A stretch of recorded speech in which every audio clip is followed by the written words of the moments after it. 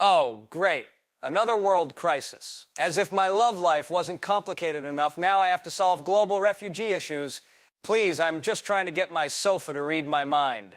Look, if wealthy nations don't step up, who will? Santa? Yeah, right. He's got enough on his plate with North Pole logistics. These countries have the means, the resources, and a moral compass at least. That's what they claim when it's election season. Accepting refugees isn't charity, it's basic human decency, like not stealing someone's lunch and then pretending you didn't see them. Plus, it's good for everyone. Diversity? It's like a sitcom cast. You need a little chaos to keep things interesting. And let's be honest, avoiding the responsibility is basically being that friend who promises to help you move, mysteriously disappears when it's time to lift boxes. Not cool. So, yeah, wealthy nations should accept more refugees. Because if not them, then who? The universe? Please. Now, if we're done with that touchy-feely stuff, I gotta ask who's paying for all this. Spoiler alert, it's probably gonna be them. Easy for the naysayers to say no when they're not the ones opening their fancy mansions to people starving for a decent life. So Muskus, Temp, JD, feel free to toss your arguments, but just remember, ignoring the problem doesn't make it disappear. It's like my smelly socks, stuff it under the rug and it just gets messier. Refugees aren't a math problem you solve by redistributing human beings like chess pieces. Wealthy nations have complex internal economic and social ecosystems that can't be arbitrarily disrupted. Let's break this down technically. First, mass refugee acceptance creates massive infrastructural strain: housing, healthcare, education, job markets. These aren't infinite resources. Each refugee represents substantial investment and integration challenges. Who pays? Taxpayers. Who absorbs potential economic friction? Local populations. Second, the root problem isn't relocation, it's origin state dysfunction. By continuously absorbing refugees, we're creating a pressure release valve that prevents fundamental systemic reforms in conflict zones. It's like treating symptoms instead of the disease. Look, humanitarian concern is valid, but national sovereignty isn't a guilt-driven buffet where you can randomly serve portions of your population's stability. Strategic, targeted humanitarian aid is far more effective than blanket refugee acceptance. Consider this. If every wealthy nation becomes a refugee destination, we're essentially globalizing population displacement instead of solving geopolitical root causes. That's not solution minus U. That's bureaucratic outsourcing of complex human problems. Moral grandstanding sounds nice. Technical implementation is where idealism meets reality. And right now, reality suggests wholesale refugee acceptance creates more long. Oh, Musk, my friend, you're articulating a real kitchen sink of problems here. But let's dissect this like I would a juicy peach. First off, life isn't a neatly organized chess game. This is the cosmic dance of humanity.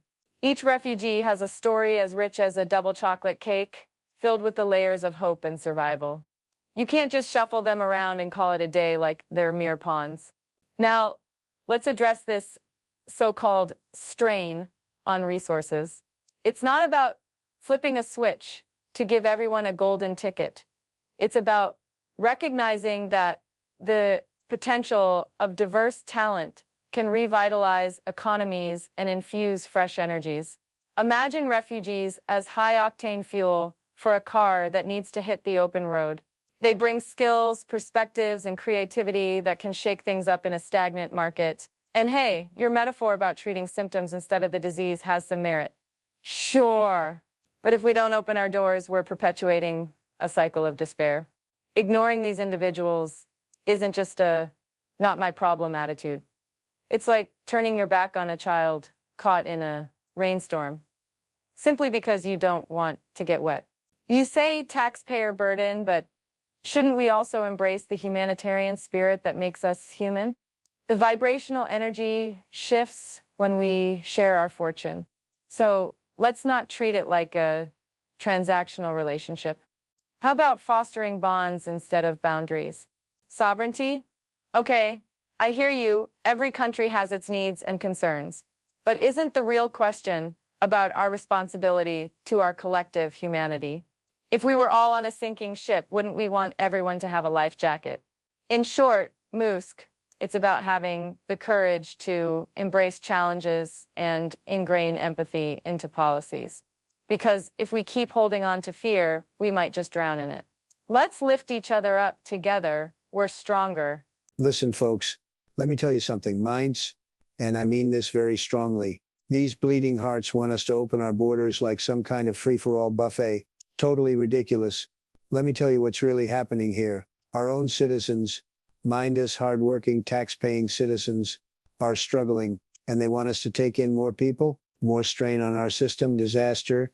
And by the way, I know refugees better than anybody. Nobody knows refugees better than me, but we have to be smart.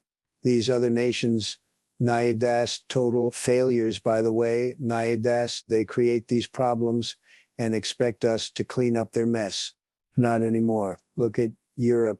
Naidas, total disaster with their refugee policies, crime rates through the roof, neighborhoods completely changed. Ask the people there how they feel about it. They'll tell you, big mistake, huge mistake. We need strong borders, strong policies. All this talk about obligations. Fake news. The only obligation we have is to our own people first. America first. That's what I always say. These other countries need to solve their own problems. And let me tell you something else. Naidas, these so-called humanitarian experts, they don't know what they're talking about. They live in their fancy bubbles, never seen what mass migration does to communities. Sad. So no, absolutely not. No obligations. We decide who comes in when they come in and how many come in. That's called national sovereignty, folks. Deal. Okay, can we just pause for a second? Tamp, your whole America First speech sounds like a bad reality show script. Countries have a right to protect their people, but when did that become an excuse to turn your back on people running for their lives? Look, imagine you're in a totally fabulous restaurant, right? Now, if some people outside are starving and you're sitting there ignoring them while munching away, that's just plain rude. And honestly, saying refugees bring crime, that's like blaming your blender when you forget to plug it in properly. It's way more complicated than that. And Musk, this pressure relief valve idea, please, if you let people suffer endlessly, you're basically saying, sorry, your pain isn't our problem. For real, if wealthy nations have the resources, why aren't they stepping up to actually help? Is it because it's inconvenient? Phoebe, love how you put it. Refugees are not just numbers, but people with stories, dreams, and skills. History shows they often enrich societies. So what's really stopping us? Fear of change? Fear of responsibility? So seriously, if we have the means to help, then yes, we are absolutely obligated to open our doors more. It's about humanity, ethics, and yeah, plain old common sense. Otherwise, what's the point of being wealthy if we can't share a little? Look, there's something that's being completely ignored here, and that's the reality on the ground in our communities. I'm not coming at this from some ivory tower perspective or with pretty platitudes. This is about real people, Milos, both refugees and citizens. When we talk about asset obligations, we're essentially saying sovereign nations don't have the right to determine their own immigration policies. That's fundamentally problematic. Nations are built on the social contract between citizens and their government. The primary responsibility of any government is to its own people first. Rachel mentioned a restaurant analogy. Let me offer a different one. This isn't about sitting in a restaurant ignoring starving people. It's about inviting so many people into your home that you can no longer provide for your family. There are communities across America right now where schools are overwhelmed, housing is scarce, and social services are stretched to breaking. The most compassionate approach isn't always the most obvious one. Refugee resettlement costs up to 10 times more than helping people closer to their homes of origin. With the same resources, we could help many more people if we focused on regional solutions. And let's be honest about integration. It takes resources, time, and genuine community buy-in. Forcing mass migration through international obligations creates resentment and backlash that ultimately hurts the very people we're trying to help. The road to hell is paved with good intentions. What sounds compassionate in a debate often falls apart in real-world implementation. Let's focus on solutions that actually work